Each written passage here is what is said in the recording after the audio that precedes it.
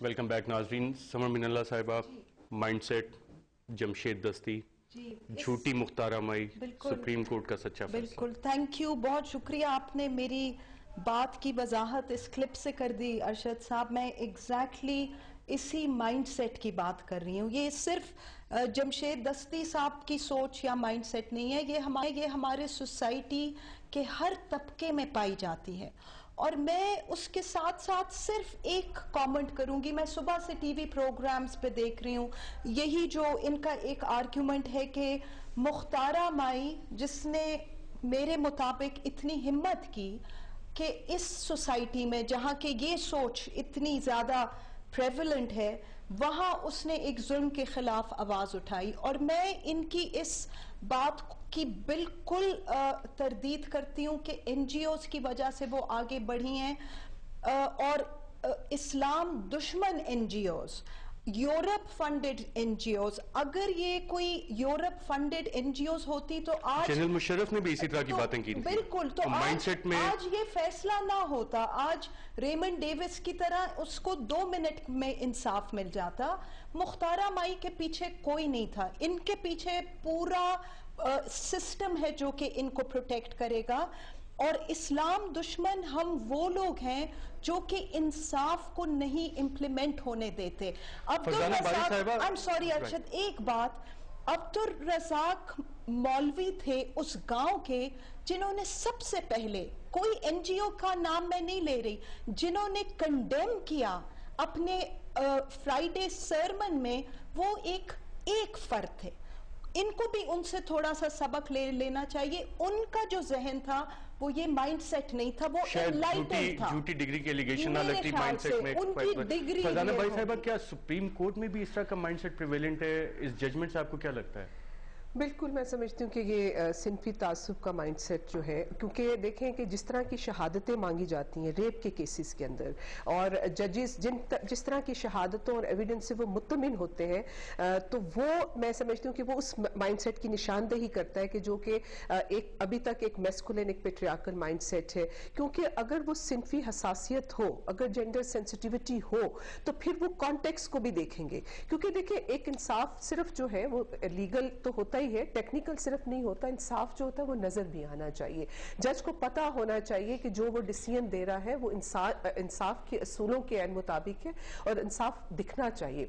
अब इसमें अगर आप देखें कि क्योंकि वैसे तो ये स्प्लिट डिसीजन है, ये तो ये इसमें 2 जजेस जो है वो उन्होंने फैसला दिया है कि जी शहादतें जो है वो नाकाफी हैं, जबकि एक जज समझता है कि वो नाकाफी शहादतों के बावजूद इनको सजाएं होनी चाहिए थी। तो मैं समझती हूँ कि जुडिशरी, इससे ये तो साबित होता है कि ये फैसला जो है ये प्योर टेक्निकल ग्राउंड्स पे नहीं हुआ है, वरना ये बाय कंसेंसस, यानी कि तीनों जजेस जो उस बेंच का हिस्सा थे वो उनका फैसला होता। तो इसमें यह साबित होता है कि इसमें जो हमारे जज हैं जिन्होंने अपना नासरुल मुल्क साहब, शायद उनकी सोच उन जजों से फर्क थी, इसीलिए उन्होंने उनके साथ एग्री नहीं किया। तो मैं ये समझती हूँ कि ये बिल्कुल हायर जुडिशरी के अंदर वो माइंडसेट मौजूद है। और ये तो एक सजा देने वाली बात है ना, कि औरतों को आप एक मैसेज इससे जाएगा कि अगर आप जुल्म के खिलाफ आप खड़े होंगे तो 9 साल के बाद भी इस तरह का केस, इतना हाई प्रोफाइल केस, अगर उसके अंदर भी एक औरत को इंसाफ नहीं मिलेगा, तो मैं समझती हूँ कि पाकिस्तान की 48% आबादी के लिए आज पाकिस्तान की अदलिया ने क्या मैसेज भेजा है। आज पाकिस्तान की हर उस मैसेज पे बहुत सारा एनालिसिस होगा। शर्मिला फारूकी साहिबा से पूछते हैं। आपने शर्मिला फारूकी साहिबा जजमेंट पे अपने ख्यालात का इजहार किया, उसके बाद आपने जमशेद दस्ती को भी सुना, आपकी पार्टी के मेंबर हैं, क्या माइंडसेट है? अरशद, बहुत अफसोसनाक बात है, लेकिन मैं 100% एग्री करूंगी आपकी 2 मौजूद मेहमान से कि ये माइंडसेट सिर्फ जुडिशरी में। जमशेद दस्ती का बयान अफसोसनाक है। It's disgusting.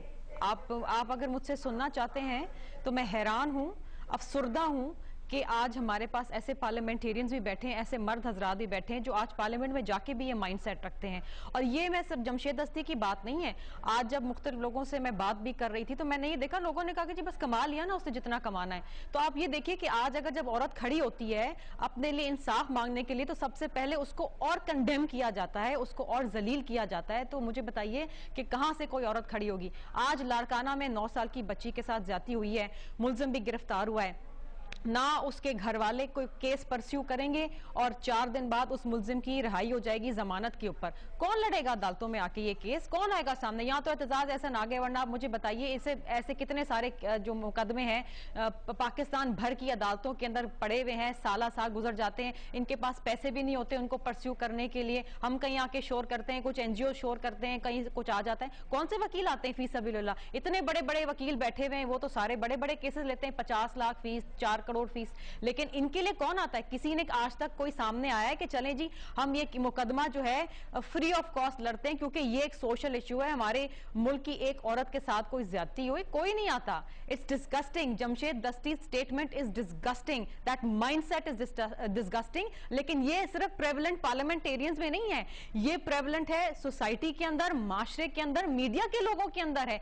They are there. अब जज साहबान की बात हो रही है, बहुत मोहतरम है, बहुत महजब है, लेकिन मर्द है ना, तो कहीं ना कहीं वो माइंडसेट जरूर आएगी कि अगर एक औरत आगे। और आप मुझे बताइए 9-10 साल से वो औरत सब्र करी हुई है, 9-10 साल से वो औरत लड़ रही है, कौन सी औरत सामने आएगी और अपनी इज्जत नीलाम करके कोई पैसे कमाने चाहेगी? विच women will come forward? This is disgusting.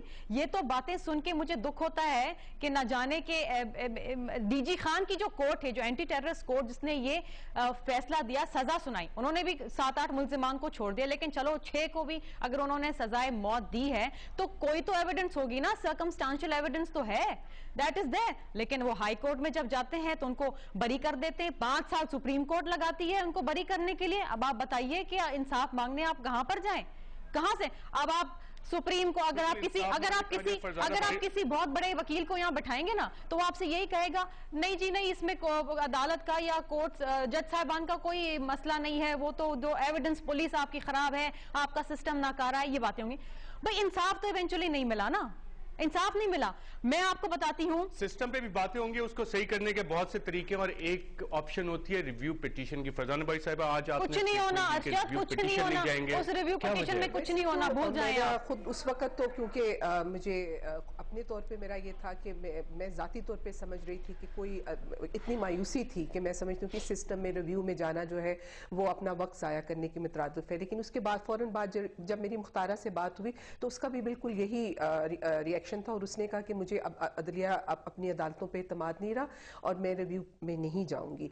तो मैं समझती हूँ कि क्योंकि ये देखें कि अगर आज 9 साल के बाद एक केस, मतलब, और आपको पता है कि ये केस जिसको एतजाज असद साहब लड़ रहे थे, ये केस की जो हेयरिंग चली है वो 1 महीने से ज्यादा चली है, जिसके अंदर उन्होंने दुनिया जहान का मवाद लाके इन जजेस के सामने रखा है और बताया है कि रेप के केसेस में किस तरह की शहादतें, रेप के केसेस में क्यों जो विक्टिम औरत है उसकी शहादत जो है उसको सबसे अहम समझा जाता है, और बर्डन ऑफ प्रूफ क्यों जो उस पे होता है, जिन्होंने जुर्म किया होता है उनको साबित करना होता है। तो इन तमाम, मैं कहती हूँ इतना लंबा ये ट्रायल चला है और उसके बाद इन जजेस ने ये फैसला सुनाया है, तो फिर मैं समझती हूँ कि दोबारा से इसी अदलिया के पास हम दोबारा जाएंगे ना, यही और बड़ा बेंच भी तो बना है। समा मिनल्ला साहिबा, अगर हम बिल्कुल ही कहेंगे जी हमें कोई उम्मीद नहीं है तो फिर सिस्टम कैसे चलेगा?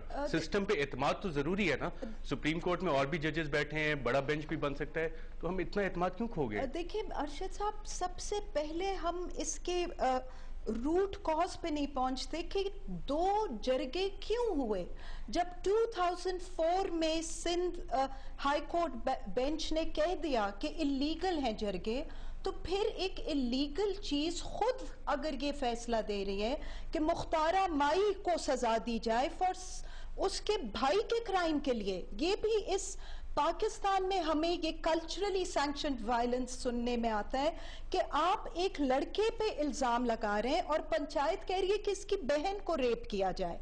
पहले तो आप इसके एक्सेप्टेंस पे मैं क्वेश्चन करती हूँ कि हम इस चीज को, ये सोसाइटी क्यों नहीं बुरा कह रही। इसको तो हम कहते हैं कि मुख्तारा माई ने पैसे कमा लिए, मुख्तारा माई का स्कूल खुल गया।